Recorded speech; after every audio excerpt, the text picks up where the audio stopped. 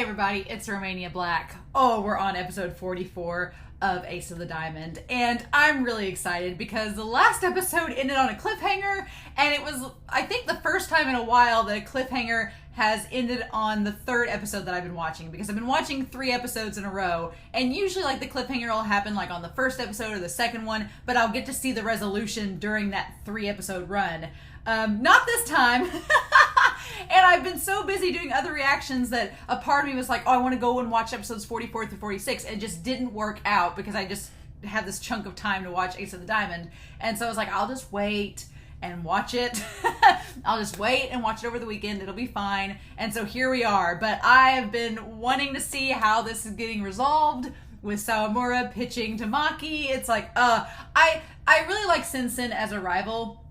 And Maki as a rival too, because I've been waiting this whole series for like a rival that has like a jealousy aspect or jealousy angle, and that kind of like a vendetta. Because Zaizen kind of had that, but not really to Chris. And both Chris and him were kind of injured, so it was And then you had Tamba and his childhood friend, and there was rivalry there, but we didn't get to see it fulfilled in the actual match. So it was like But here we are getting to see it fulfilled, and there's not really a rivalry with Maki and anybody. It's Maki versus Seidou. Like, Seidou is his rival because that's the school that didn't invite him. And so it's like, so I'm wondering with Maki if we'll get some insight into why he wasn't invited, or if it's just that, well, he just wasn't at the caliber that they wanted. So, I mean, to be honest, Rei kind of had to force them to let Sawamura on the team. She was kind of like his biggest fangirl and support for that. So it makes sense. But I wanted to give a shout out to Reed.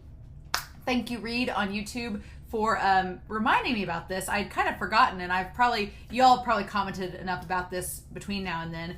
But I always forget that Kataoka, the coach for Seidou, is not a professional baseball player. He could have gone pro, but he chose to be a coach instead. And so thank you, Reed, for pointing that out and reminding me of that. So it's kind of interesting. You have the coach. It kind of adds another dynamic to the whole match against Yakushi, because you had Todoroki, who wasn't a pro, but he played amateur ball, so he kind of kept up playing baseball, even though he wasn't professional. And then you have Kataoka, who could have gone pro, but chose not to. And then you have Sensen's coach, who has been this professional big coach for 40 years and is the experienced coach. But man, you can tell that the coach for Sensen is just kind of maybe a little jealous of Kataoka too, because he's got this prestigious school that he's coaching, even though he has no professional experience. It's like, interesting indeed. But thank you for that. I want to give you a shout out, Reed, for pointing that out. So yeah, we're going to be watching episodes 44, 45, and 46 this episode. And of course, episode 44 is titled Best Pitch. G. I'm so excited, y'all. I am so curious to see what's going to happen. I still think Seidou is going to win over Sensen, because we've got to get to that finals, because it's going to be the match against Mei's team. But it's how we get there, right? It's not about the destination, it's about the journey. So let's start this journey, shall we? We are going to start episode 44 of Ace of the Diamond here in 5, 4, 3, 2, 1. Let's go.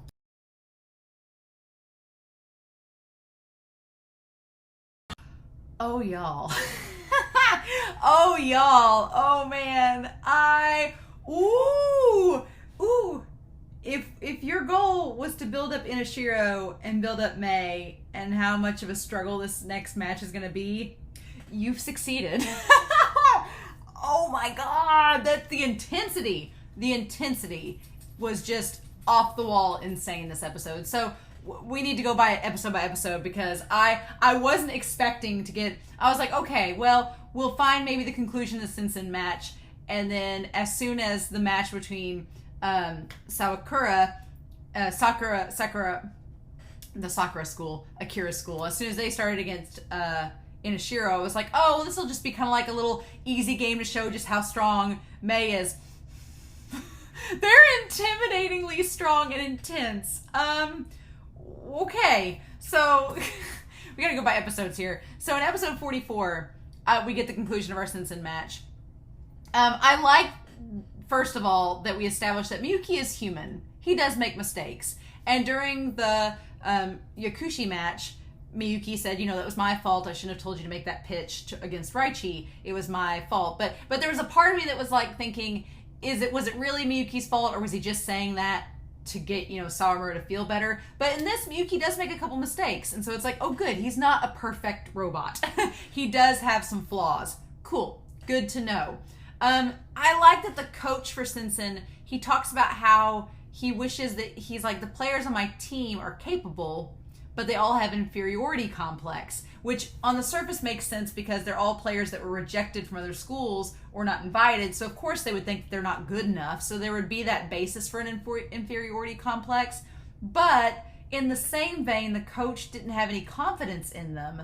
And from the start, like, he didn't trust them to make his own plays. And he's like, it's kind of probably my fault that they're like this too. I'm just fostering the inferiority complex because I'm not trusting them and letting them prove themselves. I'm just telling them what to do all the time. So it's kind of like a, self-fulfilling prophecy. If you don't have confidence in your players, then yeah, they're not going to have confidence in themselves, right? The best pitch, the Miyuki, man, I feel like a lot of you ship Miyuki and Sawamura, and I was like, I don't know if I fully see it. But with that crossfire pitch, I was like, did Cupid's arrow just strike Miyuki straight in the chest? Did it just hit him where he was like, only someone like you could be capable of that pitch? I was like, Miyuki, did you just get hit by Cupid's arrow? I think you did. Because it's like, man, the crossfire pitch, that insane inside pitch that's like, they're like, a first year can do this? Yeah, Miyuki fell in love with that pitch. He may have been infatuated before, but in episode 44, Miyuki fell in love. And it's like, which is fitting because we get to see Miyuki's ex, who I think is his ex later on in these episodes. We'll talk about Mei. Oh my god. But yeah, I'm a little disappointed in episode 44, and I don't know if it's like this in the manga too. I'm a little disappointed that off screen we don't get to see some of the innings. Like, we see Maki getting taken off of the mound off screen, and he laments about holding himself back. I'm a little sad we didn't get to see that moment, but I get that they want to keep the game going and to not let the games get repetitive. They do some stuff off screen. I get that, but I would have liked to see Maki go off screen, go off the mound on screen. That would have been pretty cool. We established that this will be the first time, and I'm sure we've established this in previous episodes, but it's a reminder that none of these players on Seidou's team have ever been to nationals or to the finals. They've not been to the finals in 3 years. So Seidou, this is their first time in 3 years even making it to the finals, much less nationals. They've not made it in 6 years to nationals. So that establishes that the last 3 years they've lost at semifinals or before. And then before that, they either made it to finals or semifinals, but they lost and didn't make it any further. So that I can see the pressure that they have building up. And then the team they lost to last year, but I'm assuming in the semifinals, was Inashiro. And so Inashiro then went up against the other team in the finals and I guess made it to nationals from there because it said they won the tournament. So yeah. So a bit of stakes. The stakes are raising now that we're at Inashiro, because it's like, okay, stakes have been made. It's not only a rematch and revenge, but it's your chance to go to nationals. This is either going to be the chance they go to nationals, or it's Tamba and them's last game ever in high school baseball. So no pressure, right? I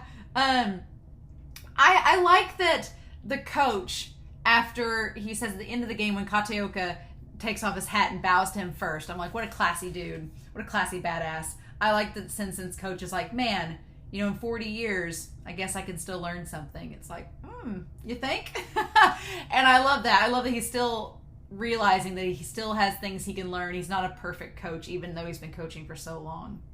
And then, of course, Sawamura's junior high friends come. And I love that Kuramochi realizes, like, that's Wakana? That's her? That's who you've been texting? And you've not made a move on that? And it's like, well, maybe Sawamura's dense. Maybe he's into Miyuki. Maybe, because then, of course, after Kuramochi, has a freak out over Wakana, then it shows Sawamura being like, some of my fellow teammates are really cool, and it pans instantly over to Miyuki. It's like, show you're not subtle. But yeah, I love that Kuramochi and Ryosuke are the ones that are really like on to Sawamura and nagging him. Like Ryunosuke's like, you're late. We've been calling your name. Get over here. And Kuromochi's like kicking him in the butt. And then poor Haruichi's like, leave my friend alone, big bro. It's funny that it's those two like nagging at him. And then I love, of course, that one shot of Sawamura with his face where he's like, I just do what I have to do in the game. It's like the most pure and sincere expression. It's probably my favorite expression of Sawamura this whole series so far. He's like, I just do the job I have to do, and then I worry about the other stuff later. It's like, that shot of him may be my favorite face that he's made this entire time. It's like, with the blush and everything, it's like, oh my god, Sawamura, swoon. Just swoon. But yeah, so then we have Sakurazawa versus Inashiro. And that game, actually up until things fell apart, I was really surprised with how long it took, because I thought that it was going to go one of two ways. At first, I thought that Inashiro was just going to come out and dominate, and it was going to be a one episode thing, and they were going to dominate and just show, this one school, this is how it's done. But then as the game started to go, I was like, oh, is this going to be like a stalemate? And I thought, up until the fourth inning, I thought that it was going to be like a one-run game, that Sakurazawa was going to give them a run for their money up until the last inning, and then it was going to be like they were going to score that, Inashiro was going to score that one run they needed to win the game. That's how I thought it was going to go down. No. It was a stalemate for a while, and then Inashiro was like, we found the crack. We found the crack in the surface, and we're going to exploit it. It's like, damn. So, Kunitomo is the coach for Inashiro. What a stone cold Steve Austin badass. Like, he just sits there cracking his neck, and that's like his communication. When he said finish it in episode 46, I was like, oh shit. Like, he's terrifying. Kataoka is an intimidating presence. This Kunitomo is terrifying. Like, Todoroki was funny, and Todoroki was competent and funny, and I really liked him as a coach. And the Sensen coach I didn't really care much for. This coach is intimidating as hell, and I'm terrified of him. Holy cow. So we get of course introduced to Inashiro's players, which should have been, but we got introduced to Sakurazawa's players too, so it's like, which team's gonna win? But here's the thing, Inashiro's players are not first years. They're all second and third years. They're the more experienced team. The players we meet on Sakurazawa are all first years. So it's kind of cool. It's like awesome if we get to see, I really liked Akira's character, so if we get to see Akira and his team again, it'll be neat because they'll be, I guess they weren't first years, they're second years at this point. So they're all upperclassmen, but still. So we meet Shirakawa, Shirakawa is the redhead with the hair over there. Shirakawa is kind of like the equivalent to Masaki, which is on Sakurazawa's team. And I like that Shirakawa's like, I don't know why they're making... Like, Shirakawa sounds to me like a high-maintenance person, like kind of a diva, because they're like, I don't know why they're all cheering for Mei. Mei doesn't even have a girlfriend. And I'm like, well, that's because Mei is gay as hell. That's why he doesn't have a girlfriend, because he's Miyuki's ex. We'll talk about that. But yeah, I like Shirakawa right off the bat. So the idea that Mei, he's like, I've come here to shatter your dreams and your hopes. I was like, shoot, this, not playing around. He is here to be the ender of careers.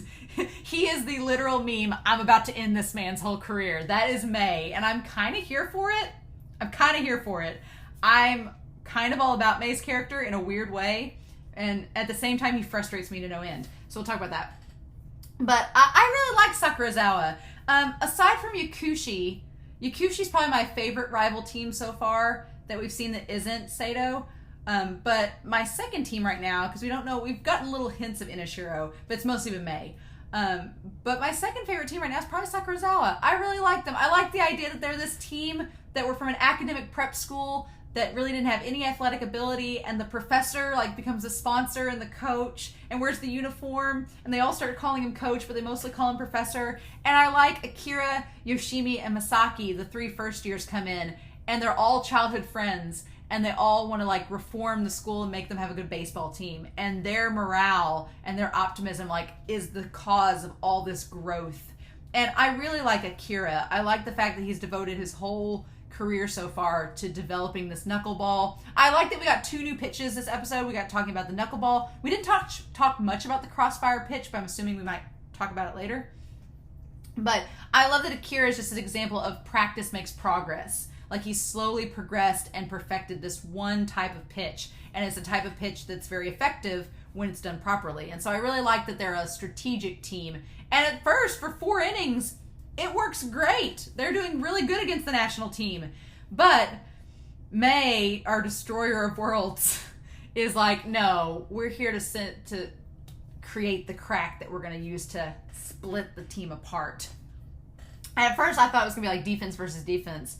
But then at the end of episode 45, when Akira and Mei look at each other and Mei's like I'd lose a pitching game, I was like, ooh! So Mei is our all-star pitcher that we're up against.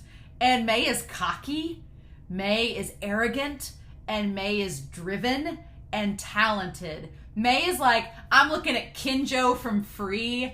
I'm looking at... I thought at first it was like Ushijima, but no. Mei is like Hoshiyumi from Haikyuu. Because Hoshiyumi is proud and arrogant and talented to back it up. And he's kind of the reason that Kamomedai is such a terrifying threat in that series. Because they're like a good team with a good player on top of it, right? Leading the way. And so Mei is kind of like that. He is both the Hoshiyumi of Haikyuu, but he's also the Kinjo of Free that's like so confident, arrogant, like, I'm gonna do well, just watch me. It's like, And here's the thing. Mei has called Miyuki by his first name. Miyuki has called Mei by his first name. These two know each other. I'm wondering if they were childhood friends, like Tamba and his childhood friend from the one team, and like Chris and Zaizen. I wonder if these guys were childhood friends. They were a battery. The idea, I thought Shunshin and Miyuki as a battery would be terrifying. Mei and Miyuki as a battery would be terrifying. But here's the thing. Mei is arrogant and cocky enough that I wonder if he would listen to Miyuki or if he'd be like, I know what I'm doing, and do his own thing. And maybe that's the descent. I need backstory. I need to know how these two know each other. But I just get that, you just get that ex-boyfriend vibe, right? The whole last 2 episodes, I was like, Miyuki and Mei, you guys were a thing, and it broke apart. And now, of course, Miyuki's new boyfriend, Sawamura, is challenging the team and facing off against the ex. It's like, it's a love story of the ages. I've not been shipping in this series at all up until these episodes, and now I'm like in full shipper mode. I'm like, nope, I get it. I get where y'all are coming from. All makes sense. I would love, though, and this leads into episode 46, I would love to see Raichi versus Mei. That would be awesome. I think that Mei would be able to handle Raichi at first, but this series is like 150 episodes, and we're only on episode 44. So at some point in this series, I just want to see Raichi versus Mei. I just want to see it go down. I just want to see Raichi just smack that ball from Mei. I just want to see it. Because they're so arrogant and awesome that I need it. And so maybe that'll happen. The idea that Miyuki says an eye for an eye and a pitch for a pitch. Like, he knows Mei. Like, there's history there, and I can't wait to find out more. But Mei is not the only powerful player. We have Hamada, who is the number 2 player, who kind of reminds me a lot of the catcher for Seidou. And then we have Carlos Kamiya. And Carlos, when he's like, I'm going to go in ridiculous mode too, he strikes me as kind of like a June equivalent. Like, Carlos seems like the June equivalent, where they're both kind of crazy and have crazy moves. Like, he strikes me as that, which is interesting. And then, here's the thing. Guys, ladies and gentlemen, this series, when Sakurazawa was having the big, like, montage and the big inspirational moment, and it was like, Akira was like, we're going to chase our dreams. It's not just a fantasy. We're going to score a run and win this game and go to the finals and then go to nationals, and the music's swelling and it's all orchestra and epic, and then all of a sudden, like, the record scratches and Mei's like, no, you won't. I freaked out. I was like, that whole no, you won't is just like crusher of dreams. He's like, I have come here to shatter your fantasies. At that moment, I was like, oh shit, we are dealing with a monster pitcher. And he's only a second year. It's just like Sonata. If we go into a 3rd season of this series, or a 3rd year, if Sawamura and them go into 2nd year, and these guys go into the 3rd year, it's going to be insanity. Holy cow. I'm kind of all about it. But yeah, and then it revealed the strategy. We're going to whittle them down. So for 3 whole innings, it went 0-0, and everything was whittled down. But this whole time, Mei is like 1, 2, 3. Like, we're just going to go up, batters, down, inning after inning. And it's such a cool strategy because they don't care if they're not giving up runs at this point. They don't care if they're not scoring yet. Inashiro doesn't care if they're scoring yet because that's not the point. The point is to keep Sakurazawa from scoring. Because Inashiro's like, we can score off of you all. You all can't score off of us. So Mei has been going all out from the start to whittle them down, to put pressure on Akira, to make them all tired, to wear them down both physically and mentally, to be like, you aren't scoring off of us. So now the pressure's on you. You guys can't score off of my pitches, but are we going to be able to score off of you all? So it adds pressure to Sakurazawa. And so then they start to feel the pressure of we can't let them score, otherwise we're screwed. And then all the little errors start to add up. And I like that Akira in the 4th inning, he tries to pull them all together. He's like, come on, guys, we can do this. We just play like we normally do. But it's not enough. And man, the idea that they got 8 runs in that 1 inning, like that 1 3-run homer, just, it was like a domino effect. It all just went, like the house of cards just fell. And then they won in the 5th inning 11-0. I didn't see that coming. I thought it was going to be like a 1-run game. We were going to be done like in the 9th inning, but I got the feeling that they were going to wear them down, but I didn't think it was going to be that quickly. And then, yeah, the music ending, throwing off the emotion, the idea that emotion throws off a knuckleball. I really like the idea that knuckleball is kind of unpredictable, but your emotions make it that much more wild and unpredictable as well. And then, dang, when the coach cracked his neck and said, finish it, it was like Mortal Kombat. He's like, finish him. And Mei's like, yeah. And Mei doesn't even say a word. He's just like, yes, I know exactly what you're saying, coach. I'm here to do it. Crusher of worlds. Oh my God. I am terrified of them facing Mei now. Terrified. So terrified. But yeah, the idea that this is already, Inashiro is already an all-star team. But then they have this ace on top of it, who is a pillar. He is the pillar of the team. He is a natural ace. He is the definition of an ace. And it's like, oh my God. And yet he's still such a troll. He's like their equivalent of Miyuki. If Miyuki was a pitcher, I imagine he'd be like Mei.